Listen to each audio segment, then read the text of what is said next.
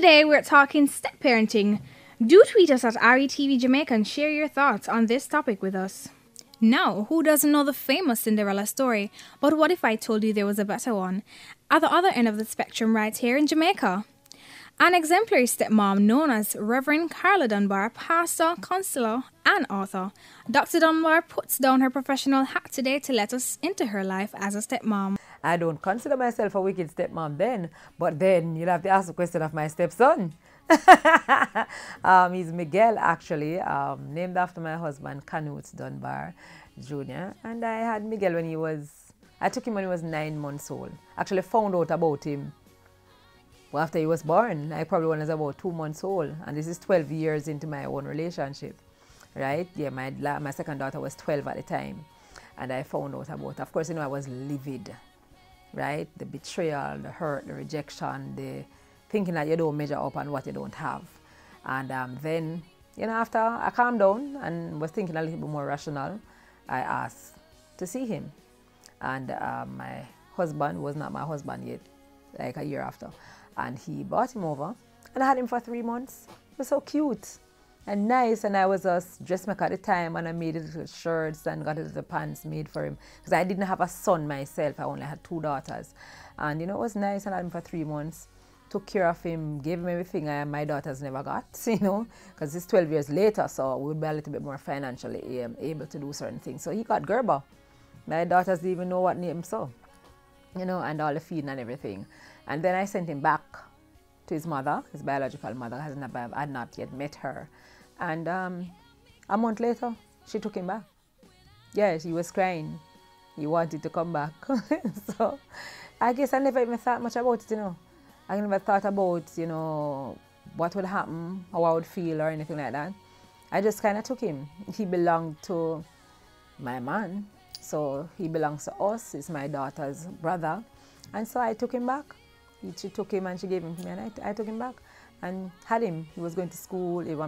We saw him drop, he fell down, he learned to talk. He was already walking when he came, but he learned to talk, and he was a little star at home. When you have a little baby at home, the youngest person get everything.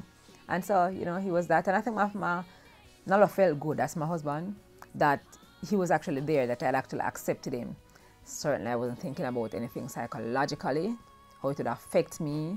I didn't think about my emotions, of course, because I know that it has consequences. Now I know from my professional perspective, but back then, never thought about it. I just thought that he's his, and I'm here, so I took him, raised him. Because I was the kind of person, if you look at my man, it's fight.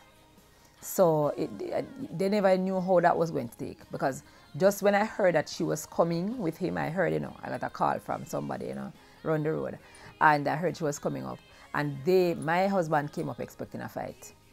Everybody expected a fight, but, I don't know. I wasn't a Christian yet either, but I think probably God was working on me. So, I just went out there, met them, took the child, went back in, actually invited her in to breakfast, served them breakfast, and sat there. Well, I was sizing up the situation still, I had him, I took care of him, never was any less than my own kids. Actually, to today, there are still people in my community who don't know that he's not mine, and but I thought I needed for him to know he had a mother.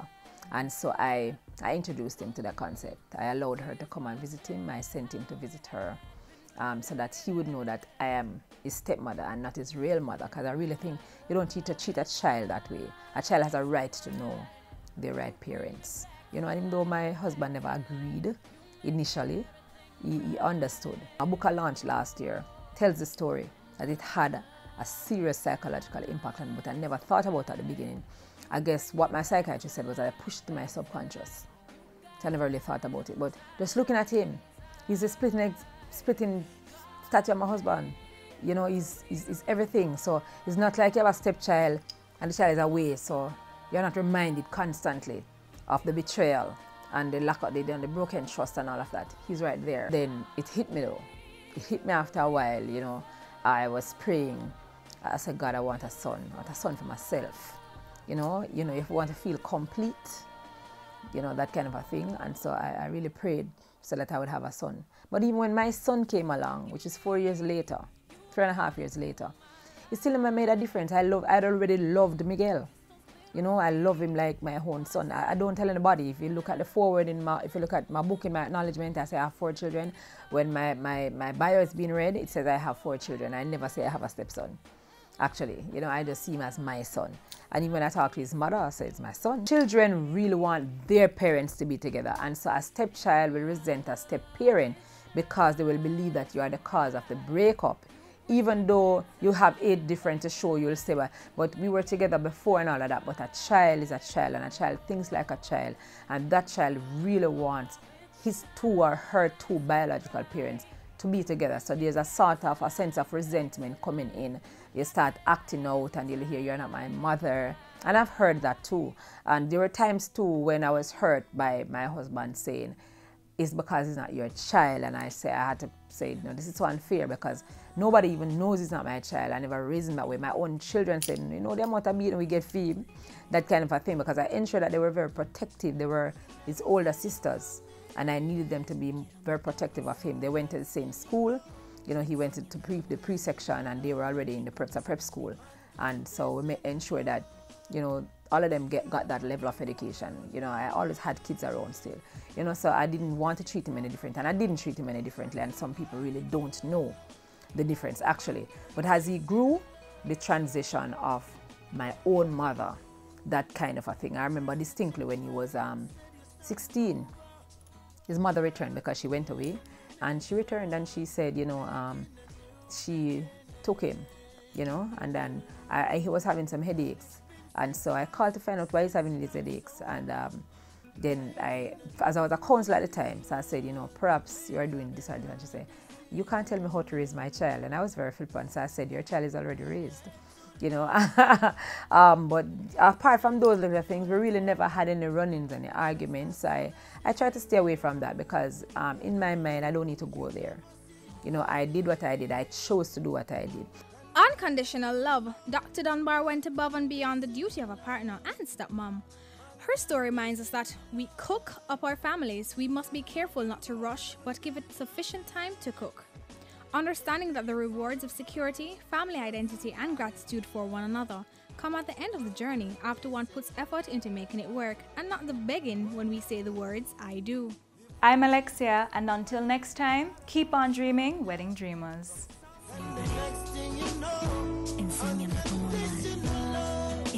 Wedding Dreams is brought to you by Jamaica National. Why don't you start your conversation today?